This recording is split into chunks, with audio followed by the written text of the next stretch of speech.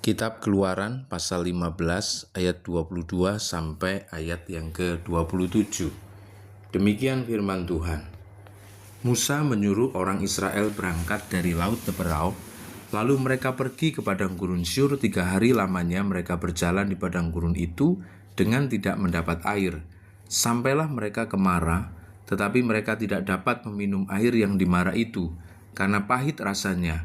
Itulah sebabnya dinamai orang tempat itu Mara. Lalu bersungut-sungutlah bangsa itu kepada Musa. Kata mereka, "Apakah yang akan kami minum?" Musa berseru-seru kepada Tuhan, dan Tuhan menunjukkan kepadanya sepotong kayu. Musa melemparkan kayu itu ke dalam air, lalu air itu menjadi manis.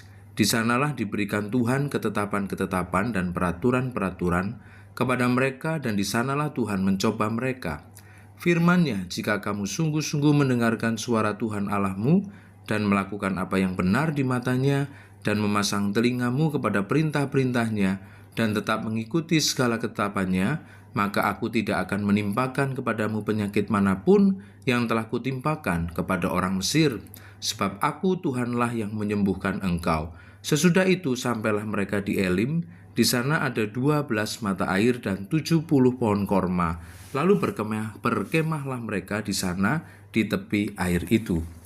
Saudara, dari bacaan kita ini tentu ada banyak pelajaran yang kita bisa dapat.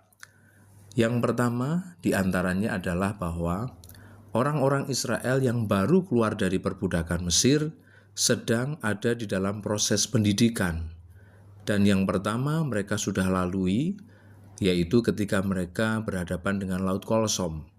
Memang perlu dimaklumi, karena di awal ketika mereka keluar dari perbudakan, mereka masih bersungut-sungut. Mereka masih merasa kecewa dengan Musa dan dengan keberadaan mereka karena terjepit situasi, ya, kanan kiri bukit, di belakangnya Fir'aun dan pasukan, lalu kemudian di depannya Laut Kolsom. Tuhan membuat mujizat dan mereka bisa menyeberangi laut itu. Lalu kemudian mereka menari, mereka memuji Tuhan, mereka bersyukur. Dan setelahnya mereka melakukan perjalanan 3 hari, lalu kemudian tidak menemukan air. Kembali mereka bersungut-sungut. Jadi ini ada di dalam proses yang kedua. Dan disinilah juga kita bisa lihat kegagalan dari orang-orang Israel. Mereka tetap bersungut-sungut, mereka tetap menyalahkan Musa, menyalahkan Tuhan, kecewa dengan keberadaan mereka. Jadi saudara, itulah aslinya manusia.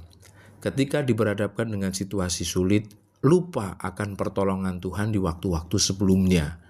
Oleh karena itu, kita sebagai orang-orang percaya masa kini, setelah kita membaca utuh cerita perjalanan orang-orang Israel menuju ke Kanaan, maka kita mau berusaha untuk tidak seperti mereka.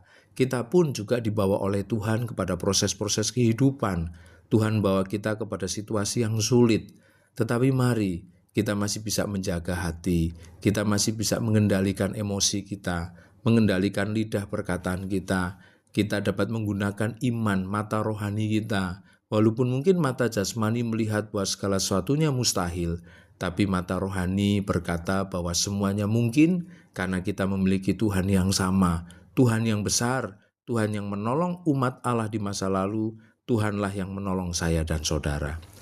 Lalu kemudian yang kedua, yang kita bisa lihat dari kisah ini, bahwa orang-orang Israel pergi meninggalkan Mesir dengan perbekalan yang lebih dari cukup. Mereka membawa emas, membawa perhiasan, hasil pemberian dari orang-orang Mesir. Tetapi ternyata emas, perhiasan, aset-aset berharga tidak mampu menolong mereka ketika kehausan, tidak mampu merubah air yang pahit menjadi manis. Dan kemudian Tuhanlah yang menolong mereka. Jadi saudara, ini sebuah pelajaran penting. Memang betul kita perlu uang, kita perlu aset, kita perlu harta. Tetapi dalam situasi tertentu, ternyata harta itu tidak bisa menyelamatkan. Mungkin ada orang yang punya harta berlebihan dan kemudian diizinkan oleh Tuhan pada situasi yang sulit, menghadapi penyakit yang berat. Dia bisa membeli obat-obatan yang mahal, tapi belum tentu obat-obat itu bisa menyembuhkan. Dia bisa membeli peralatan-peralatan, bahkan mungkin dia bisa lalu kemudian menggunakan tenaga medis, dokter yang expert, yang ahli. Tetapi belum tentu juga dokter tersebut mampu untuk menyembuhkan penyakitnya. Jadi saudara, harta, aset, ya, semua yang dimiliki, suatu ketika Tuhan izinkan itu tidak bisa menolong, tidak mampu menolong.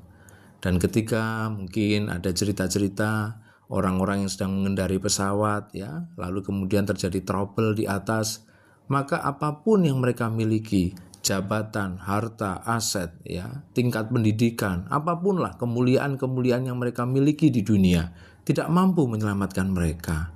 Nah, oleh karenanya Tuhan tetap satu-satunya andalan, tidak tergantikan, tidak ada yang bisa menyamai Tuhan.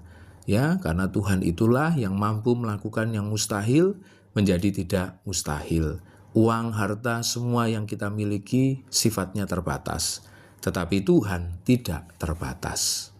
Pelajaran yang terakhir, yang ketiga, kita lihat bahwa ternyata sepotong kayu yang Tuhan perintahkan kepada Musa untuk kemudian diambil dan dilemparkan ke air yang pahit, lalu kemudian berubah menjadi manis, memberi pelajaran kepada kita bahwa situasi yang sulit yang Tuhan perhadapkan kepada orang-orang Israel pada waktu itu, ternyata sarana, alat pertolongannya ada di sekitar umat Allah sendiri.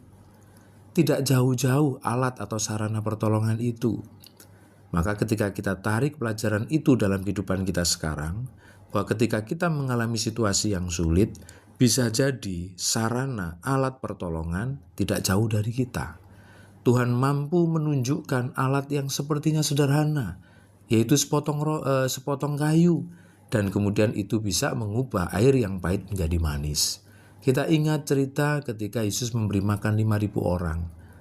Modal awalnya bukan dari luar kumpulan orang-orang percaya, tetapi justru dari dalam sendiri, dari seorang anak yang membawa bekal 5 roti 2 ekor ikan. Dan dari situlah Tuhan memberi makan 5.000 orang. Tuhan bisa menggunakan mujizat hanya dengan modal yang kecil, modal yang sepele. Dan itu berasal dari sekitar. Jadi mari kita minta hikmat dari Tuhan, kita minta petunjuk dari Tuhan.